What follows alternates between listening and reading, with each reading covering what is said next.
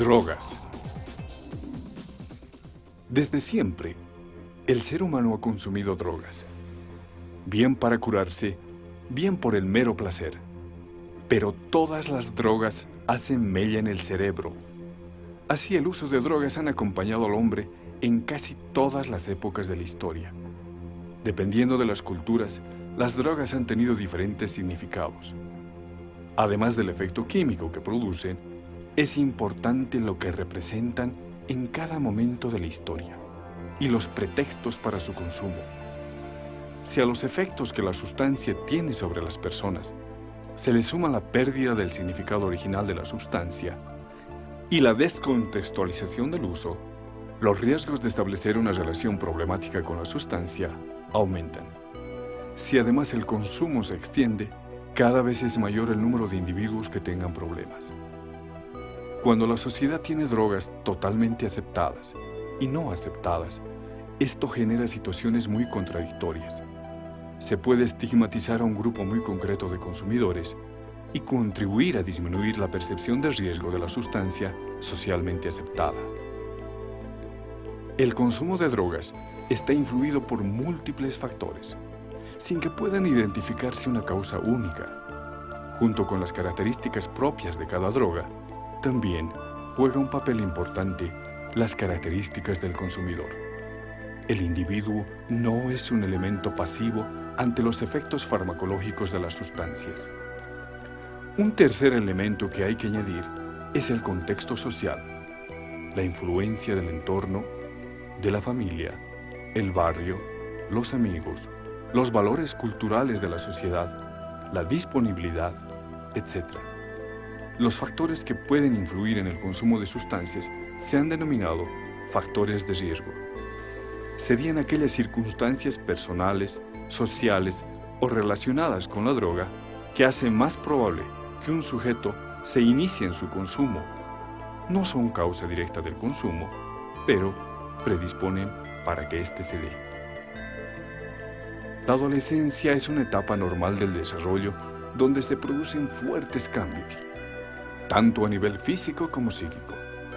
Por ello, puede ser considerada como una época de mayor vulnerabilidad para iniciarse en el consumo de drogas, y mayor es el riesgo de que llegue a tener problemas importantes con ella. La familia debe ayudar en evitar el contacto experimental. Baja autoestima está unida al sentimiento de ser competente y capaz, necesidad de aprobación social excesiva, comportarse como el grupo quiere, presión al consumo de drogas, elevada búsqueda de sensaciones, falta de conformidad con las normas sociales, escasa tolerancia a la frustración, uso inadecuado de tiempo libre.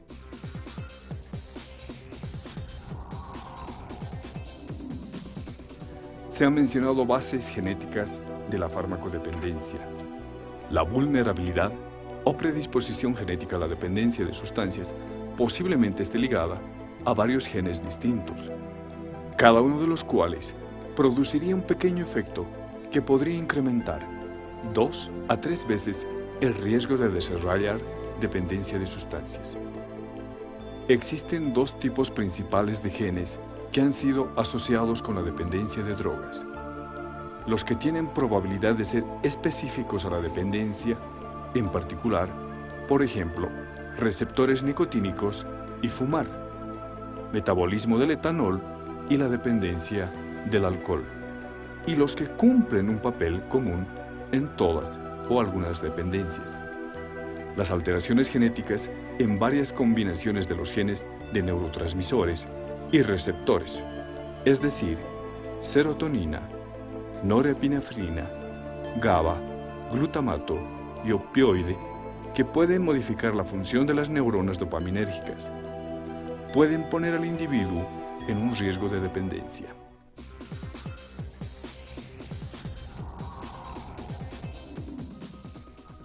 También se han mencionado tipos de personalidad más propensos al consumo de drogas.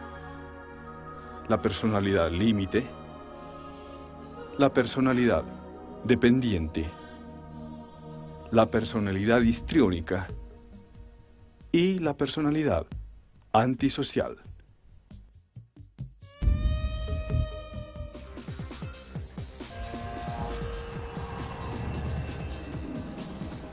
A continuación, veremos gráficos mundiales, estadísticas sobre el consumo de droga.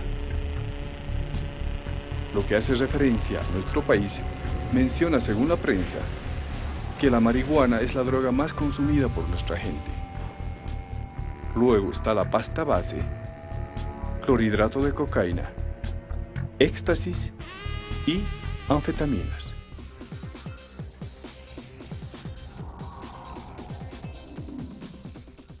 Ahora analizaremos la definición de la Organización Mundial de la Salud del término droga, y menciona que es toda sustancia que introducida en un organismo vivo puede modificar una o más funciones de éste, capaz de generar dependencia, caracterizada por el impulso a tomar la sustancia de un modo continuado o periódico, a fin de obtener sus efectos y a veces evitar el malestar de su falta. Se considera una sustancia como droga cuando es capaz de modificar las funciones del organismo vivo. Cuando el consumo es regular, se necesita una mayor cantidad de sustancias para producir el mismo efecto. No todas las drogas presentan tolerancia, y tampoco el organismo se acostumbra de igual manera a las diferentes sustancias. Su consumo crea dependencia, y la persona necesita consumir la sustancia para no experimentar síntomas de abstinencia, o bien por el convencimiento que tiene el sujeto de que necesita la droga para afrontar las diversas situaciones de su vida cotidiana. Así, dependencia sería de manera más sencilla la necesidad psicológica de tener una sustancia. Se dice adicción cuando para un sujeto, en un momento dado, dicha sustancia se convierte en el centro de su existencia. Existe también la dependencia fisiológica, considerando, por ejemplo, un diabético con respecto a la insulina, o lo que todos tenemos con respecto a la comida o al agua. Esta dependencia fisiológica es muy fuerte, pero psicológicamente neutra. Uno puede inyectarse insulina todos los días, pero sin estar pensando en ella permanentemente como lo hacen los diabéticos. Se puede ser médico, profesor, padre de familia y diabético. Un drogodependiente despierta como tal y no puede hacer otra cosa porque el apremio psicológico y social ligado a la adquisición de una droga es mucho más fuerte. Ahora, pasemos a analizar la palabra adicción, palabra que deriva del latín y que significa esclavo por deuda. Era la forma que tenían algunas personas de dejar su cuerpo como aval para pagar una deuda contraída en una fase de su vida, y mientras no fuera pagada, uno se convertía en esclavo por deuda. Según el DSM-4, el Manual de Diagnóstico de los Problemas Mentales y libro de referencia de los psiquiatras, el primer criterio de adicción es que el toxicómano dedica mucho tiempo a buscar la droga y nunca consigue limitar el número de tomas. En experimentos, los investigadores han enseñado a las ratas que solo podían obtener la droga en ciertos periodos del día. Cuando la droga ya no estaba disponible, una rata normal deja enseguida de reclamar su dosis. La rata toxicómana sigue empeñada en solicitarla, no para de hacerlo.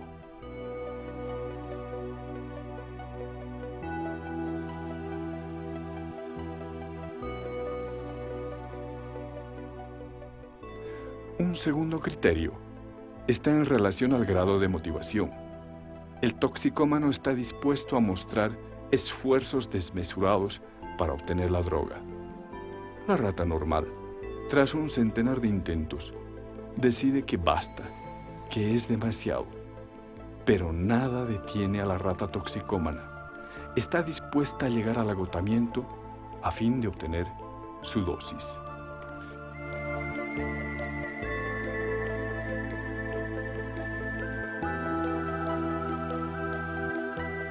El tercer criterio, el toxicómano continúa drogándose, aún siendo consciente de sus consecuencias nefastas. Si reclama una dosis ahora las ratas, reciben una descarga ligera de electricidad. La rata normal no está dispuesta a pagar con su piel para obtener la droga. Cesa inmediatamente. Sin embargo, estoica y decidida, la rata toxicómana soporta las descargas eléctricas. Es drogodependiente. Uno se hace adicto cuando se da cuenta de que se trata de un problema, cuando se convierte en una razón para sufrir. Es cuando alguien quiere reducir el consumo total o parcialmente, pero no lo consigue. Este fenómeno de querer y no poder es el verdadero criterio absoluto de la dependencia.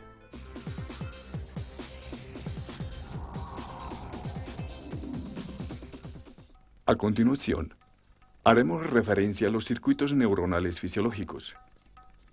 Previamente, debemos mencionar a James Papez, nacido en 1883 y que vivió hasta 1958, neurólogo estadounidense que describió el circuito que lleva su nombre y que es la vía neuronal en la que se produce el control de la corteza cerebral sobre las emociones. Dentro de la cavidad craneal, el córtex es la parte más visible, es donde residen nuestras facultades intelectuales.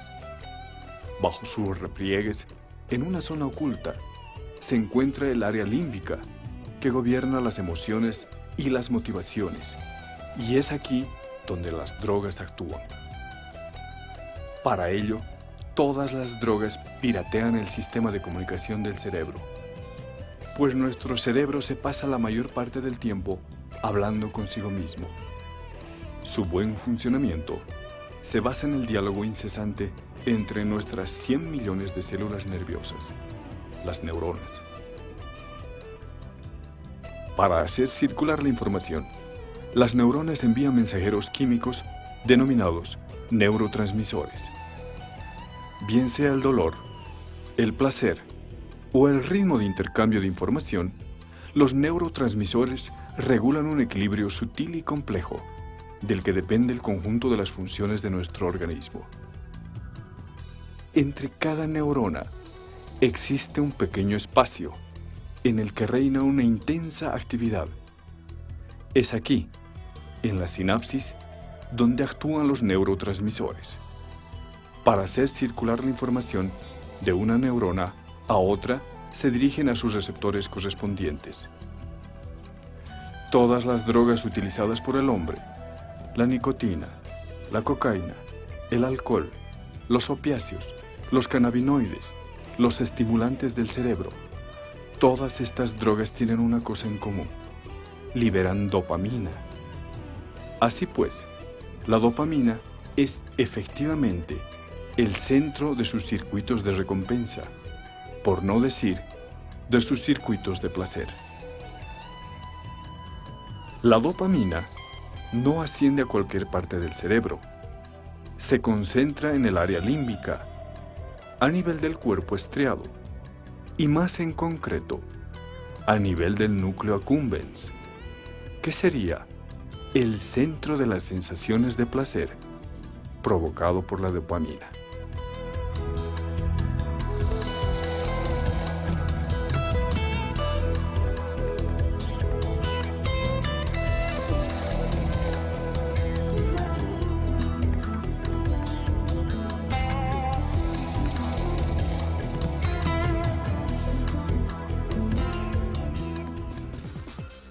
Tabaco y alcohol, venenos de venta libre. Más de 1.000 millones de personas fuman en todo el mundo. Se menciona que el tabaco aumentaría la concentración y la vigilia, mejoraría la memoria y se puede esperar del cigarro sentimiento muy sutil de euforia. Pero la nicotina tiene propiedades adictivas y psicotrópicas. No provoca cambios en el estado de conciencia y también tiene propiedades calmantes y reduce el estrés. Si la nicotina favorece la memoria y la concentración, es porque boicotea la red de comunicación responsable de las funciones de los neurotransmisores en el cerebro, o sea, la red de la acetilcolina, cuyos receptores se denominan nicotínicos. La nicotina es mucho más potente que la acetilcolina. Provoca la liberación de otro neurotransmisor, la dopamina, una molécula en la que radica la sensación de placer que proporcionan todas las drogas. Una vez cumplida su misión, la dopamina es recaptada por su neurona original. En este momento, una molécula es la encargada de destruirla. Se trata de la monoaminooxidasa, la MAO.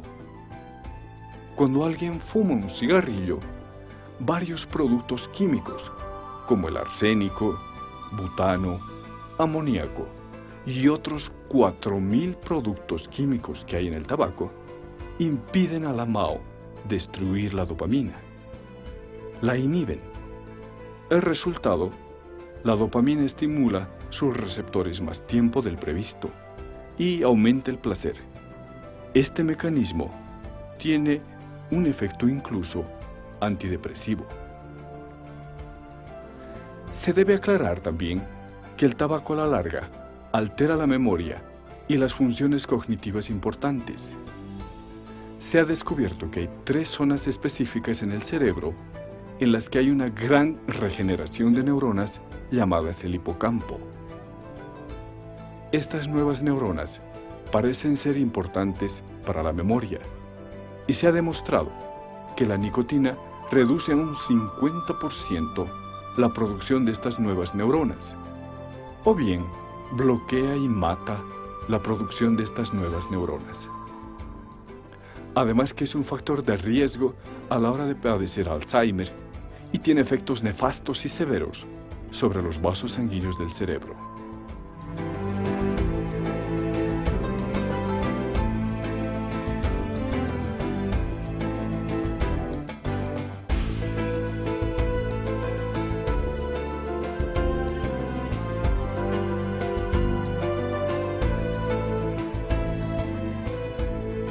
En relación al alcohol, se calcula que existen alrededor de más de 2 millones de bebedores ocasionales de alcohol en el mundo.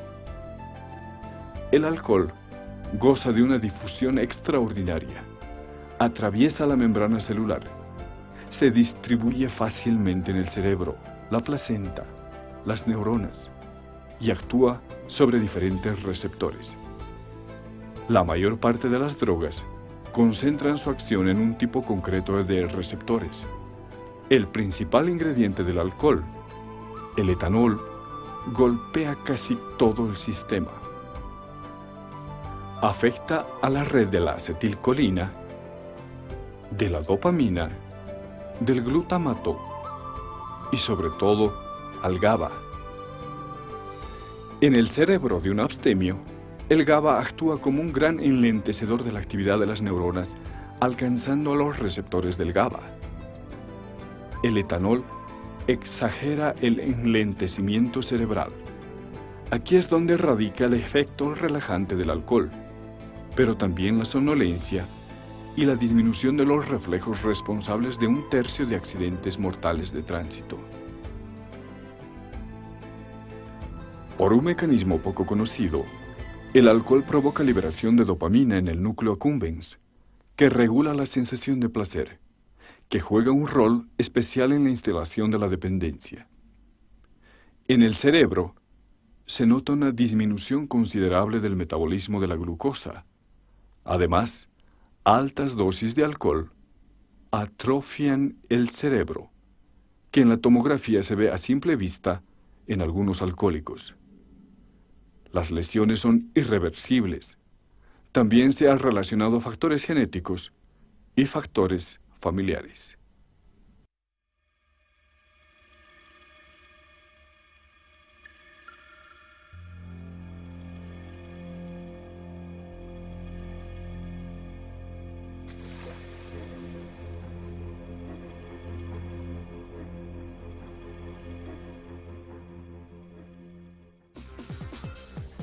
Cocaína.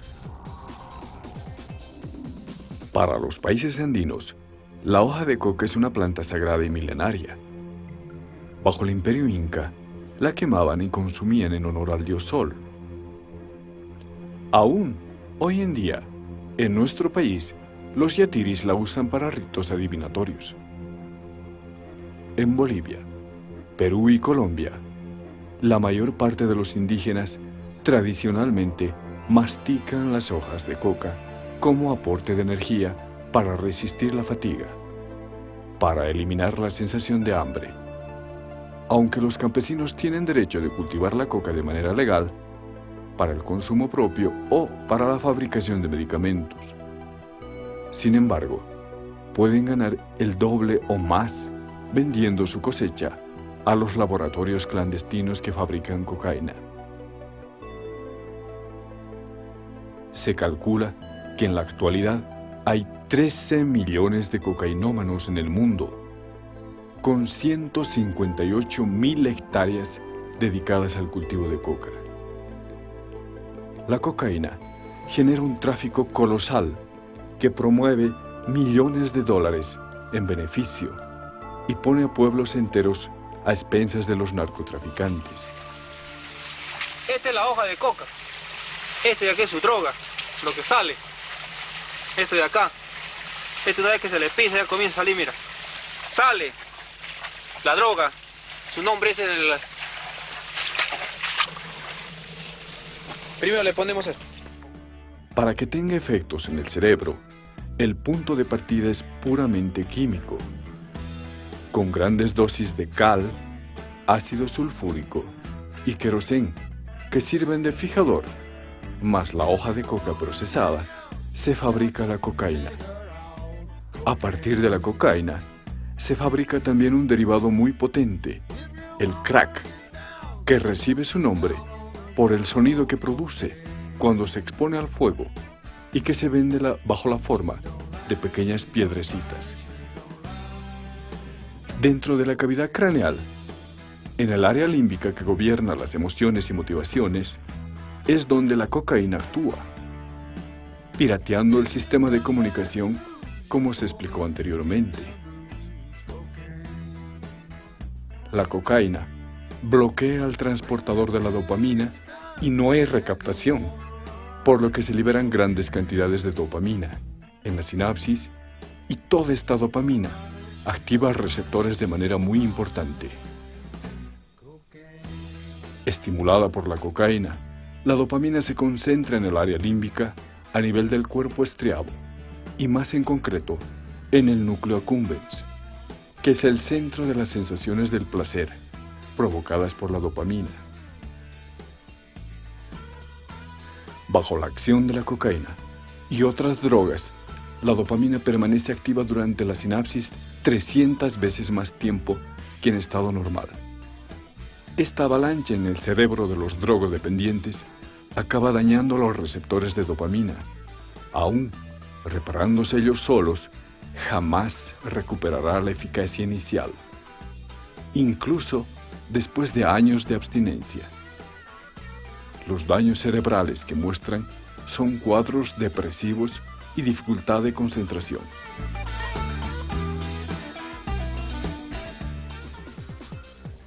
Marihuana. La marihuana se considera la droga ilícita más extendida del mundo, con más de 160 millones de consumidores. Dentro del cerebro, el sistema cannabinoide actúa sobre todo en el cerebelo, en el tronco cerebral, en el estriato, en el hipocampo, la amígdala, que es la responsable de los movimientos reflejos, de la memoria y de la ansiedad. Bajo el efecto del cannabis, los fumadores se vuelven eufóricos, ciertos dolores y angustias se disipan, la sensibilidad a los sonidos y colores se acentúan, el recuerdo de acontecimientos recientes es menor, los movimientos se vuelven lentos, se estimula el apetito, efectos menores respecto a la cocaína y a la heroína, por lo que se la llama al cannabis droga blanda, droga de amor y de paz. Se la ha acusado de ser desencadenante de la esquizofrenia. Los consumidores presentan pérdida de contacto con la realidad y desintegración de la personalidad o alucinaciones.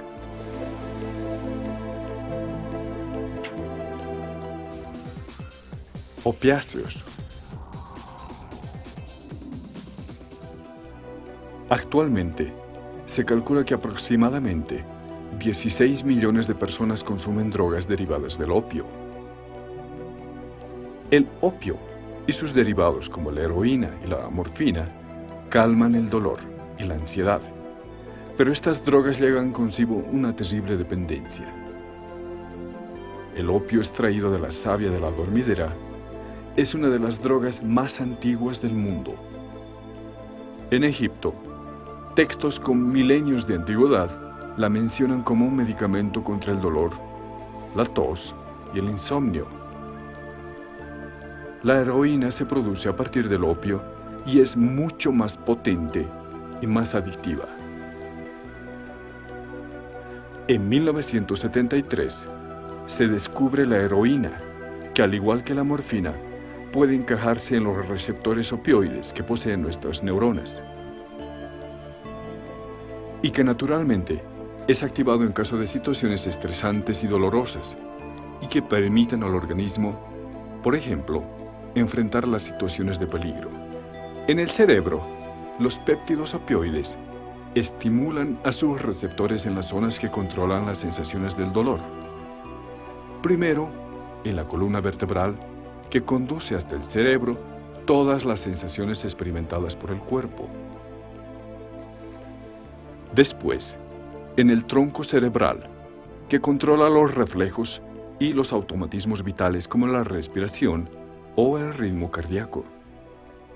Finalmente, en el área límbica, donde el estriato, el núcleo accumbens, el tálamo y la amígdala regulan emociones como el miedo y la ansiedad, además de la sensación de recompensa y placer. Cuando se le administra morfina a alguien, esta morfina inunda todo el sistema nervioso y al mismo tiempo va a activar todos los receptores. Cuando invaden el cerebro, la morfina y la heroína suprimen el dolor. También enlentecen el flujo de información, actuando sobre el sistema inhibidor del cerebro. Está controlado por un neurotransmisor denominado GABA. En tiempos normales, GABA frena a las neuronas y enlentece el envío de mensajeros a través del cerebro. La morfina y la heroína impiden al GABA cumplir su misión. El GABA ya no puede retener la liberación de dopamina, como dijimos, es un neurotransmisor que juega un papel crucial en la sensación del placer. Entonces, se descarga un torrente de dopamina en las neuronas. Drogas de diseño. Incluye el éxtasis, el LSD y los alucinógenos. Son las primeras drogas producidas por la humanidad y producen un sentimiento de despersonalización y una sensación de viaje. En relación a sus efectos, los consumidores refieren que son totalmente sensibles de lo que sucede alrededor. Ya no se perciben los sonidos como agresivos. Al contrario, eran atractivos, bonitos y profundos. Los colores se habían vuelto agradables. Toda la atmósfera se volvía positiva. En alguna parte del mundo se había convertido en maravilloso, un universo mágico. En relación a los efectos de los alucinógenos, primero, se experimenta imágenes o escenas que calificamos de alucinaciones. Es algo que no tiene ningún estimulante correspondiente en el mundo exterior. Por tanto, es el cerebro el que produce estas imágenes. En segundo lugar, experimentan un moverse las paredes o ondular al ritmo de la música, imágenes distorsionadas. Son ilusiones visuales. Ven más de lo que realmente está presente. El LSD altera o deforma la percepción debido a su acción sobre las redes neurotransmisoras, la serotonina, y provoca una hipersensibilidad a las formas, sonidos y colores, y al tacto. Perturba también el circuito de los otros neurotransmisores. El glutamato es un acelerador de la información. Su activación explica la rapidez y los problemas de raciocinio. La estimulación de los circuitos de la dopamina explica la sensación de euforia. Como efectos adversos, provoca angustia profunda, sobre todo el consumo del LSD, debido a una hiperactivación del tálamo y a una hipoactividad del córtex. En relación al éxtasis, llamada también droga de fiesta, evita la fatiga, no produce alucinaciones, quizás solamente a dosis altas, y actúa sobre el circuito de la serotonina. Estimula la comunicación del individuo, por la que se la llama también drogas sociales. Es consumida por cerca de 8 millones de personas en el mundo. En relación a su mecanismo de acción, actúa sobre el circuito de la serotonina, importante regulador del estado de ánimo, pero también alcanza otro mecanismo. En un cerebro sin droga, la serotonina es recaptada por una especie de aspirador molecular, el transportador. Esta limpieza permite a la sinapsis mantenerse preparada para recibir otro mensaje. El éxtasis bloquea este transportador. Un torrente de serotonina se vierte en las neuronas y provoca una sensación de alegría y empatía. El problema es que las reservas de serotonina se vacían completamente. Las neuronas ya no pueden funcionar como antes. Serán necesarios 2 o 3 días para la recuperación y el paciente sentirá una especie de tristeza a mitad de la semana. Al llegar al estriato, el éxtasis facilita los movimientos y crea una cierta euforia. También actúa sobre la amígdala, lo que explica la desaparición de los miedos y genera esa empatía que buscan sus consumidores. Pero el éxtasis alcanza también a varias zonas del córtex, como el córtex prefrontal, la sede de las facultades intelectuales. Es en esa zona donde el éxtasis daña a las neuronas con serotonina. Atacadas por el éxtasis con regularidad, ciertas neuronas con serotonina no consiguen regenerarse. Así el éxtasis es un neurotóxico, destruyendo las neuronas, daños irreversibles que producen depresiones crónicas. Es una de las drogas más peligrosas.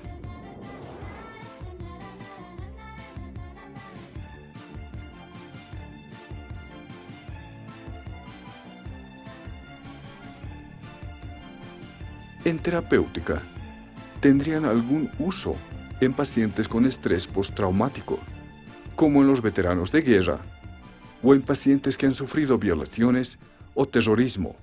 Actúan de manera específica sobre el miedo y lo reducen.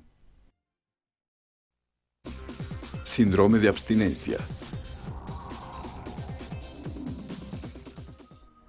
Con el consumo continuado de drogas, el cuerpo se adapta y reclama su dosis. Sin ella, se activa el síndrome de abstinencia. Una vez que el organismo se ha habituado, es cuando se presenta el síndrome de abstinencia.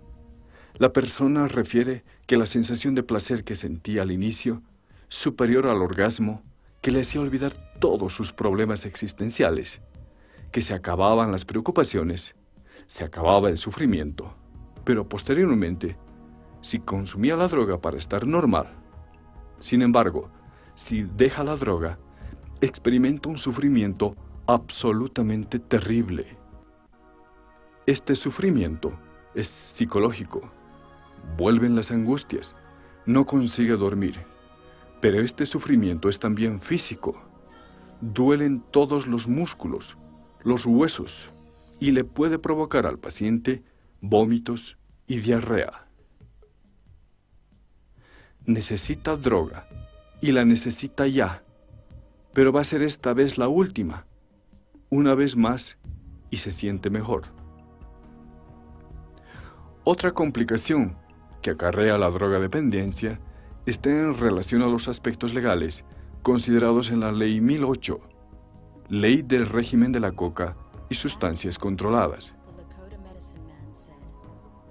que si bien para el consumidor solo recomienda rehabilitación, para la fabricación, tráfico, consumo y tenencia, administración, suministro, transporte, incluso el que indujera a otro al uso indebido de sustancias controladas, sanciona con presidio que va de los 5 a los 25 años de cárcel.